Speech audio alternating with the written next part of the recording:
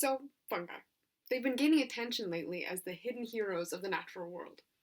We hear about the remarkable ecosystem influences of decomposers, and there's a spotlight on the arbuscular mycorrhizal fungi that form essential relations with the roots of trees. But what about parasitic fungi? Presenting a project on the plant parasitic fungi of Maastricht. We are a group of students from the Maastricht Science program, and throughout the course of this project, we mined through an open science database to compile a resource of common species in Maastricht. We also analyzed our database for trends and then conducted a preliminary field survey of the plant parasitic fungi present in natural areas during the month of January. In this presentation, we will explain the context and motivation behind our study. We'll also delve into the various components of our project, highlight the takeaways and limitations, and close with a discussion of the importance and implications for future studies of parasitic fungi. Let's start with some context. Parasitic fungi benefit by exploiting and causing harm to the host. But why should we study them? Plant parasitic fungi are highly influential organisms in both human-managed and natural ecosystems. For instance, fungi cause approximately 85% of plant diseases. In an agricultural setting, fungi infect major food sources such as rice, corn, potatoes, and soybeans. This can have severe consequences for human health as well as the economy. In natural ecosystems, parasitic fungi can cause blights. One wave of widespread infection was responsible for the devastation of the American chestnut population. But on the other hand, despite the dramatic effects that fungal diseases have upon crops and natural plant populations, also prevalent are the inconspicuous fungi that parasitize plants on a smaller scale or have fewer negative impacts. Given the diverse influences of plant parasitic fungi in various land use areas, we considered it important to study the community of plant parasitic fungi in a region that spans the border of agriculture, city, and natural forest. We accordingly chose Maastricht as the location for this project. So what were the components of our study? We can break it down into 3 categories: the database compilation, analysis for patterns, and a field survey of plant parasitic fungi in Maastricht. To form our database, GBIF was used to create a pre-existing species list of plant parasitic fungi. It was filtered to a polygon using coordinates that approximate the Maastricht city limits. All fungal occurrences recorded within this geographical range were included to provide a comprehensive species list. In total, there was a whopping 449 different species. Each species was researched extensively online to determine which are plant parasitic fungi. The list was refined to 53 species. So at this point, we've created our database using multiple parameters, including various identification criteria, such as the scientific name, common name, class, and phylum of the parasite species. The host genus and host common name were included as taxonomy helps to categorize the organisms for identification and communicate biological information. Another parameter was host specificity to allow for the standardization of the number of host genera for quantitative data. Seasonality and number of occurrences were important to include to track the parasite annually when it's most prevalent for data collection. Morphological characteristics such as colour, shape, as well as nutritional modes were incorporated to help identify species and provide qualitative detail. Finally, plant part was included to determine where the parasitic fungi reside on the plant to aid future researchers' data collection. So some of the parameters had to be standardised for quantitative data analysis purposes, namely seasonality, plant part, and host specificity. So the standardisation of host specificity included the categories single genus, few genera, and broad genera. The standardisation of seasonality included the categories winter, spring, summer, autumn. The seasons were selected rather than the months of the year due to their influence on vegetation and plant growth, using the metrics data about the specific species available on GBIF. Finally, the standardisation of plant part, involving where the parasite resides, grow on the plant, included the categories wood, leaves, flower, fruit, rhizoids, and roots. So the purpose of this project was to create a resource that could be used for future investigation of parasitic fungi in the Maastricht area that may impact both rural and urban ecosystems.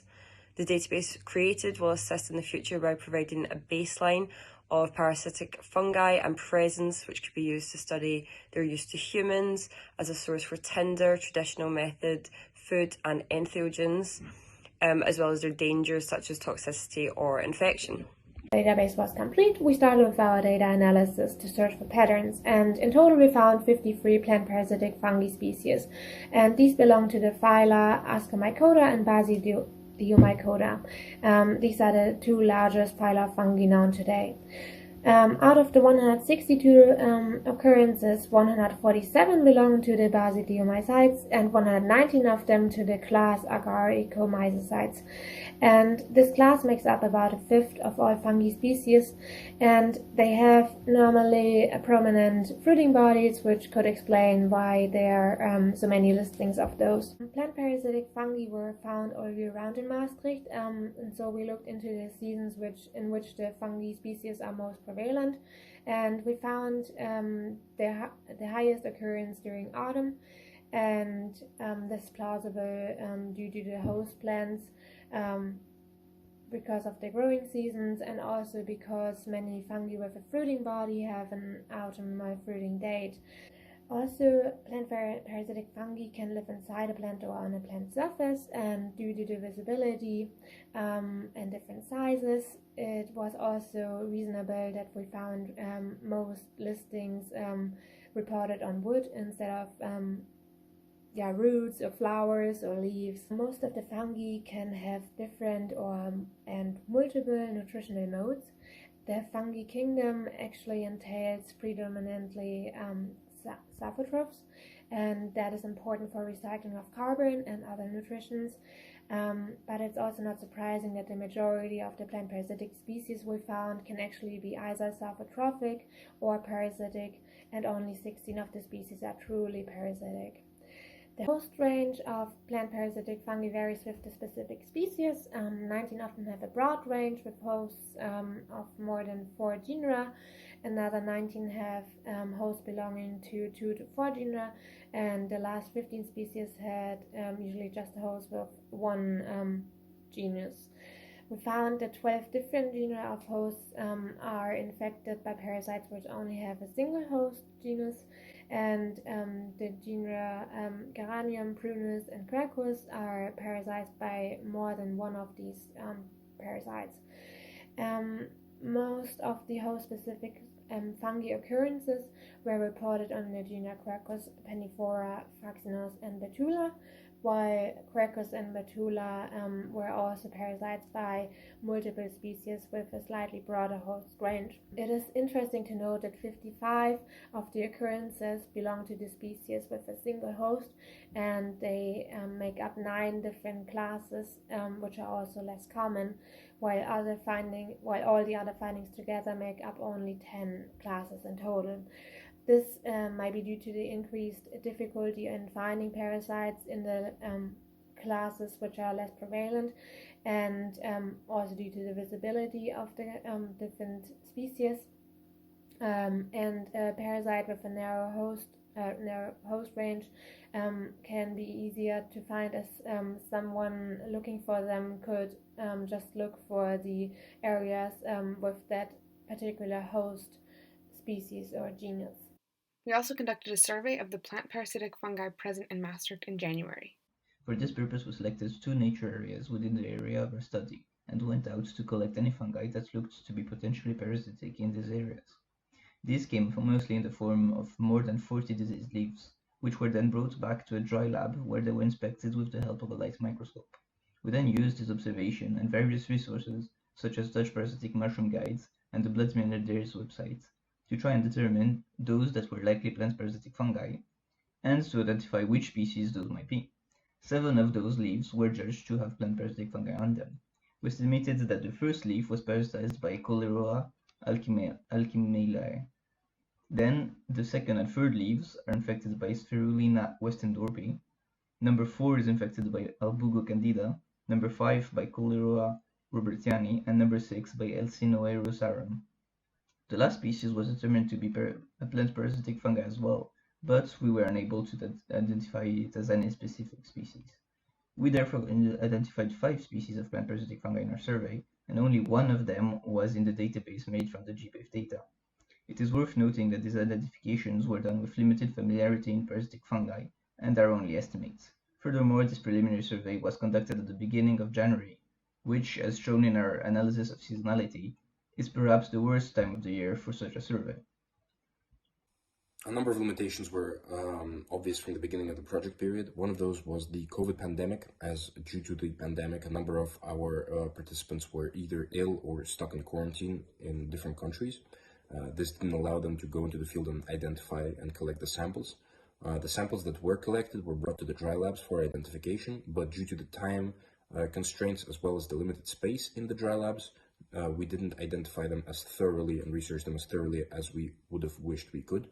The database that was created from the information found on the GBIF website. This information is collected from the various publications of samples and research done in this area.